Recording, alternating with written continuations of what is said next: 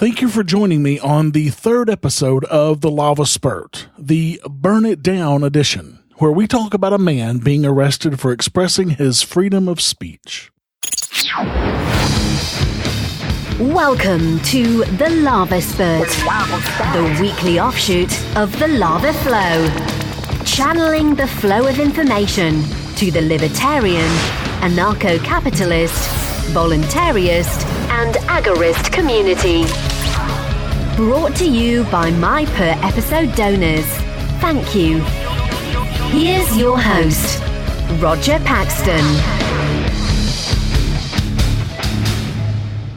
How free are you really? That's a question that we all ask ourselves sometimes, especially when we're told over and over again that we live in the freest country in the world.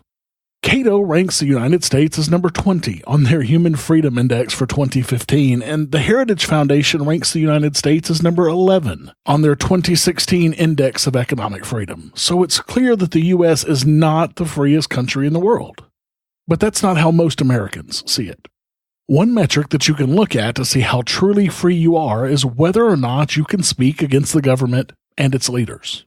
By that metric, we do enjoy a lot of freedoms in this country. Here I am on a podcast that gets played all over the world, talking about such subjects as ending the government completely, shutting down public services, and secession. That's a good thing, and I'm grateful to live here instead of many other places in the world.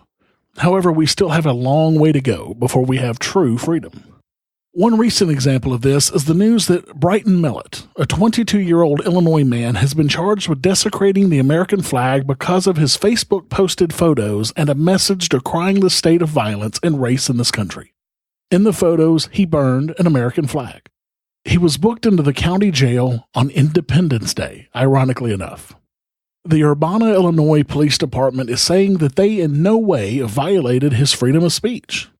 Quote, the free speech that he was exhibiting, while it is distasteful to some, free speech is free speech, Sergeant Andrew Charles said. It's when you say things that are insightful and make it clear that you are associated with someone that doesn't share your ideas. It got raised to a level where a reasonable person would fear for their safety. It's similar to yelling fire in a movie theater. I just think it's an unfortunate situation when freedom of speech issues come into conflict with safety issues, Charles added. Quote, concerns have to be balanced. This wasn't an issue with anyone at the police department being personally offended by his speech, but the reaction that it was gathering and the concern for the safety of all involved forced us into a reaction. So what did Millett say in his post that was so insightful and that could be similar to yelling fire in a movie theater? This is taken from his Facebook post that accompanied the images of him burning the flag. Quote, I am not a proud American. In this moment, being proud of my country is to ignore the atrocities committed against people of color, people living in poverty, people who identify as women, and against my own queer community on a daily basis. He then goes on to say that he would like to one day feel a sense of pride toward his nationality again, but can't because of politicians influenced by special interests, police brutality, racism, and religion. He concludes his statement by saying, quote, I do not have pride in my country. I am overwhelmingly ashamed and I will demonstrate my feelings accordingly.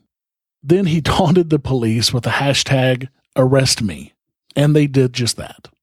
His official arrest sheet shows that he was arrested for, quote, other criminal offenses.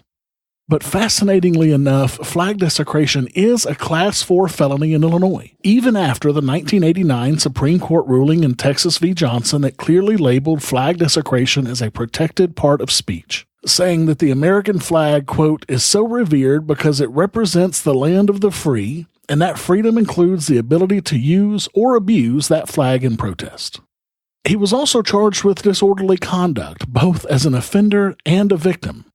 The reason for both classifications is because police fielded calls from people making threatening calls against Millett while he himself committed an act that was, quote, causing others to be put at risk of harm. There is absolutely nothing in this Facebook post that's incitement, and certainly nothing that can be considered similar to yelling fire in a theater. And since Millett made no threats to anyone in his post, his arrest certainly wasn't to protect anyone else from Millett. And if it was to protect Millett, why arrest him and not the people who threatened his life openly on Facebook and in phone calls to the police? That was all a smokescreen to protect the police department while they clearly violated the right of free speech for Mr. Millett. I hope Mr. Millett finds an incredible First Amendment attorney and takes this one all the way to the top. This is a disgusting abuse of power by the Urbana Police Department.